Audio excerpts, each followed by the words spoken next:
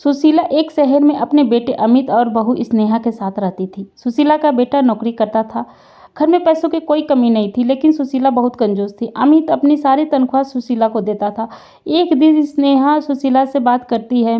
स्नेहा, माँ जी नवरात्रि का व्रत है, आप कुछ फल मंगा दीजिए। सुशीला, बहू अगर तुझसे भूखा नहीं रहा जाता तो व्रत का ढोंग क्यों करती है? पता है मेरा बेटा कितनी मेहनत से पैसे कमाता है, तुझे व्रत में भी फल खाने हैं। फल पता है कितने महंगे हैं। स्नेहा, लेकिन माँ जी फलाहार तो सभी करते हैं व्रत में। सुशीला, मैं कुछ नहीं मंगाने वाली, इससे तो अच्छा है तू कल का बच्चा खाना खा ले। स्नेहा चुपचाप अपने कमरे में चली जाती है। स्नेहा शाम को स्नेहा अमित को सारी बात बताती है। अमित, माँ तुम भी कमाल करती हो, थोड़े से फल मंगा लेती तो क्या हो जाता, आखिर हमारे पास पैसों की कमी नहीं है, फिर भी तुम हमेशा कंजूसी में लगी रहती हो। सुशीला, मैं ही घर छोड़कर चली जाती हूँ, फिर तुम दोनों पैसे लुटाते रहना। यह कहकर सुशीला घर छोड़कर चल देती है। स्नेहा, माँ जी रुक जाइए, आप जैसे चाहें वैसे खर्च कीजिए। अमित, माँ तुम तो बेकार गुस्सा हो रही हो, मैंने तुम्हें घर से जाने के लिए तो नहीं कहा था। सुशीला, ठीक है, लेकिन इस घर में सब कुछ मेरे हिसाब से चलेगा। 2 दिन बाद स्नेहा सुशीला के पास जाती है।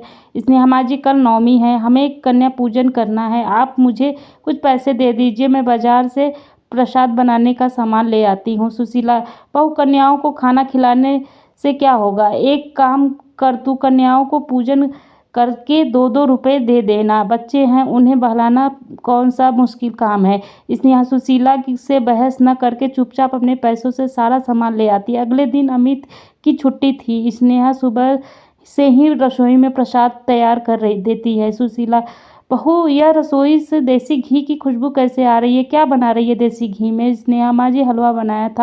सुशीला, देसी घी मैं अपने बेटे के लिए लाती हूँ और तू हलवा बनाकर खा रही है। स्नेहा, नहीं माँ जी, कन्या पूजन के लिए बनाया है, अभी पूजा करके कन्याओं को खाना खिलाना है। सुशीला, मैंने तुझे मना किया था, फिर भी तू सामान ले आई। स्नेहा, माँ जी मैं अपने पैसों से लाई हूँ, आप चिंता न करें।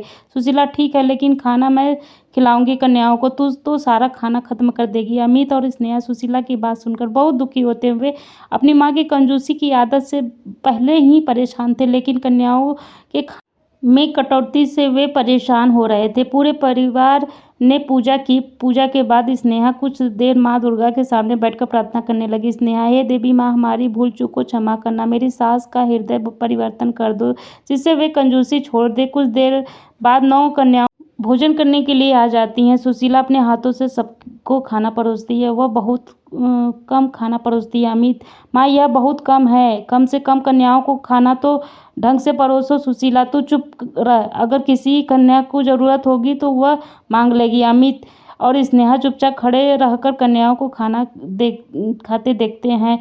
सभी कन्याएं खाना खा लेती हैं। उनमें से एक कन्या भी खाना खा रही थी। कन्या, माँ जी क्या आपके घर में खाना कम बना है क्या? मुझे तो बहुत भूख लगी। स्नेहा उसे पूरी और हलवा परोस देती है। सुशीला, खाना बहुत है, लेकिन बेकार करने के लिए नहीं है, जितना चाहिए उतना ही लेना, झूठ मत छोड़ना।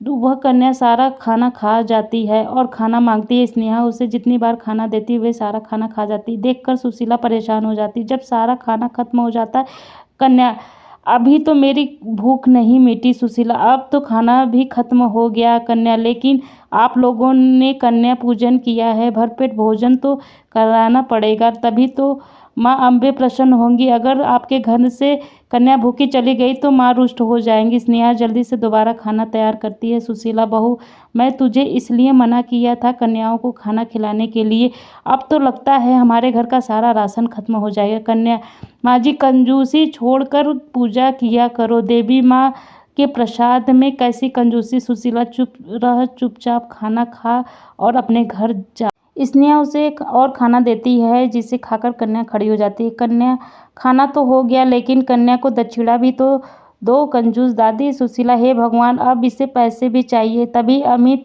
उस कन्या को पैसे दे देता है। अमित और स्नेहा उसके पैर छूकर आशीर्वाद लेते हैं। कन्या, आप भी पैर छू, मैं आपको भी आशीर्वाद दे दूंगी। सुशीला बेमन से पैर छूने के लिए झुक जाती है। वह कन्या सुशीला के सिर पर हाथ रख देती है। उसके हाथ रखते ही सुशीला की आंखों में आंसू बहने लगता है। वह कन्या के पैरों पड़ जाती है। सुशीला, माँ मुझे माफ़ कर दो, अपनी कंजूसी के कारण मैंने आपका अपमान किया, लेकिन आपके पैर छूते ही मेरे मन में सारे पाप मिट गए। कन्या, मैं तो एक साधारण कन्या हूँ। सुशीला, आप नहीं, आप साधारण नहीं हैं, आप साक्षात माँ दुर्गा के रूप हैं। वह कन्या उन्हें आशीर्वाद देकर चली जाती है। सुशील